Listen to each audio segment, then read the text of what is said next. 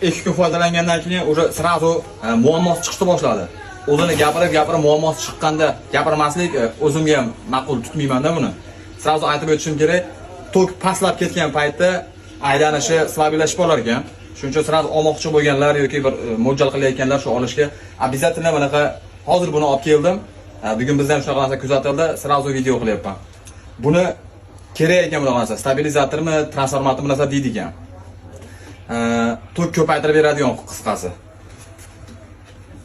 Men 2 kilovatligini oldim. Bu ma'qulmi, ma'qul emasmi bilmadim, tavakkal olib kelgandim. Agar 3 kilovatlikka ehtiyoj bo'ladigan bo'lsa 3 kilovat olib kelib qo'yish kerak ekan. Buni o'zi ob'yomimi, motorda bu narsasi bo'lar ekan. Uni qaramasdan borib olibman. Nomi Polvon ekan nomi. O'zbekistonlik shekilli Polvon ekan. Polvon stabilizatorini oldim. Bu bitta reklama emas, boshqa emas, darrov boshqacha tushunmasdan hozir olib keldim bu narsani. Aylanmay qolar ekan xullas kelam. Bu apparatni olmoqchi bo'lib tursangiz, mana shundan ham olishingizga tayyor bo'lishingiz kerak ekan. Qimmat turmaydi ekan bu narsa. Ashun bilan keyin tezlashar ekan. Sekinlab qoldi bizda, sekinlashib ketib qoldi tok pastlab ketganda. Shu bilan ham bir bo'lishib qo'yay dedim-da.